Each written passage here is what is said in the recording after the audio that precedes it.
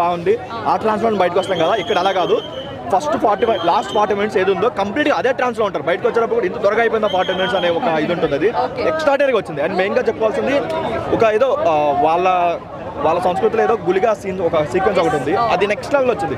అక్కడ అసలు ఇచ్చి పడేశాడు. మనకి ఏదైతే కాంతార 1లో క్లైమాక్స్ ఎలా చేశాడో దాన్ని మించి చేశాడు ఇందులో అయితే.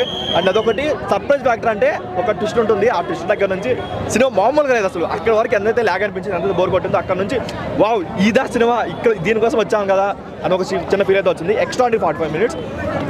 కన్నడలో మాత్రం 100% వాళ్ళు పడి చచ్చిపోతారు. ఇండస్ట్రీ కాదు, కొన్ని తరాల వరకు గుర్తుపెట్టుకుంటారు కాంతారాన్ని అయితే. ఆ లెవెల్ అయితే పడింది. వాళ్ళకి తగ్గట్టు వాళ్ళ కల్చర్కి అయినా లేదంటే మేబీ మనకంటే వాళ్ళు ఇంకెక్కువ, మనకి ఎలా ఉందంటే ఇంకా వాళ్ళు ఇంకెలా ఉంటుందో అసలు ఇమేజిన్ కూడా చేసుకోలేదు సార్. ఇది కాంతారా వచ్చేసరికి మీరు ఎంత ఎక్స్పెక్ట్ చేస్తున్నారు సార్? కలెక్షన్స్ ఎంత?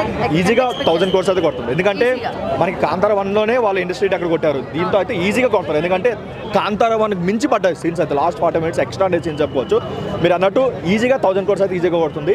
ఇంకొక కేజీఎఫ్ని మించి అయితే ఇదైతే. ఒక డైరెక్టర్గా హీరోగా తను 100% ఎఫెక్ట్స్ పెట్టారా దానిలో? అసలు మీకు ఏమనిపించింది? డైరెక్టర్ పెట్టకపోయినా సరే యాక్టర్గా మొత్తం ప్రాణం పెట్టి చేస్తారనిపించింది. ప్రతిదీ దాని ఫిజిక్ మెయింటెనెన్స్ అయినా, లేదంటే కొన్ని యాక్షన్ బ్లాక్స్ అయినా సరే, లేదంటే ఆ గులిగా చెప్పాం కదా ఆ గులిగా సీక్వెన్స్ అయినా, లేదంటే క్లైమాక్స్ అయినా సరే, ప్రతిదీ కూడా మనం ఎందుకు అనుకునే వాళ్ళం.